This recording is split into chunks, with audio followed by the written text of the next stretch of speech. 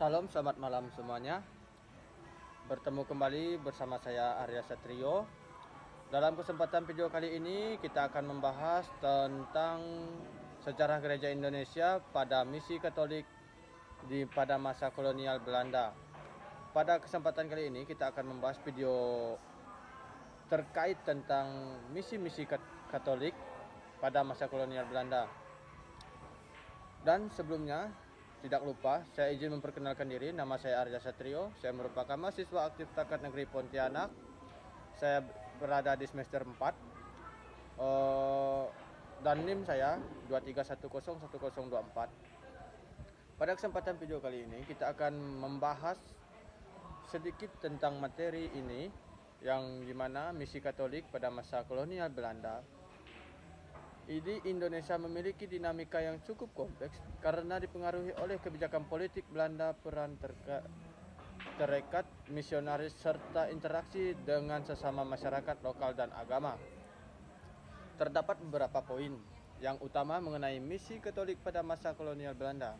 Yang pertama, awal misi Katolik di Indonesia. Misi Katolik di Indonesia pertama kali diperkenalkan oleh bangsa Portugis pada abad ke-16, khususnya di wilayah Maluku. Namun setelah itu Belanda juga kembali menguasai Nusantara. Dan yang kedua, pengaruh kebijakan VOC pada tahun 1602 sampai pada masa 1799.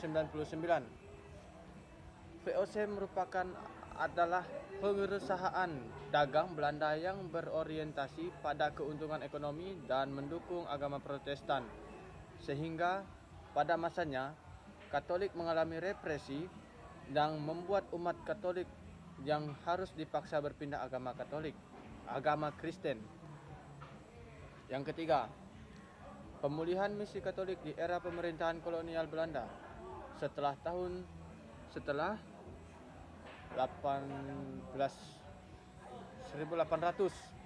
Belanda. Kebijakan lebih toleran terhadap kolonial Belanda yang menghadapi Katolik mulai diterapkan pada masa itu. Poin kedua, pada tahun 1807 Raja Louis Napoleon mengizinkan kembali misi Katolik di Nusantara. Dan poin keempat, peran hakikat misionaris. Sejumlah tarekat misionaris memainkan peran yang sangat penting dalam perkembangan gereja Katolik di Indonesia, yang antara lain sebagai berikut. Pertama, Serikat Yesus dalam kurung Jesuit. Yang kedua, Societas Verbi Divini dalam kurung SVD. Yang ketiga, Kongregasi Misi dalam kurung CM Lazarit, Misionaris Hati Kudus MSC.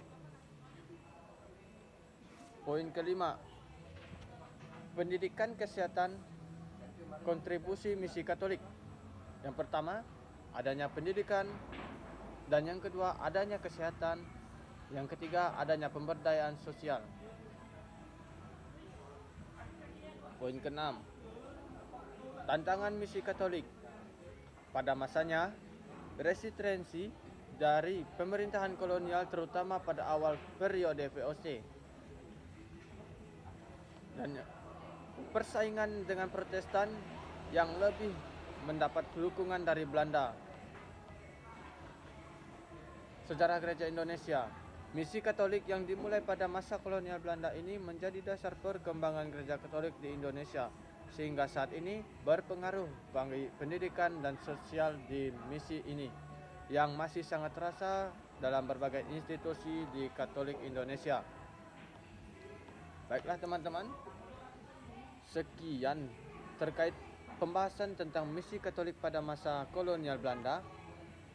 Dan lebih dan kurangnya saya mengucapkan terima kasih dan mohon maaf apabila ada kesalahan kata dan apabila ada kesalahan tentang materi. Berikut saya Arya Satrio izin pamit undur diri. Salam, selamat malam, dan salve.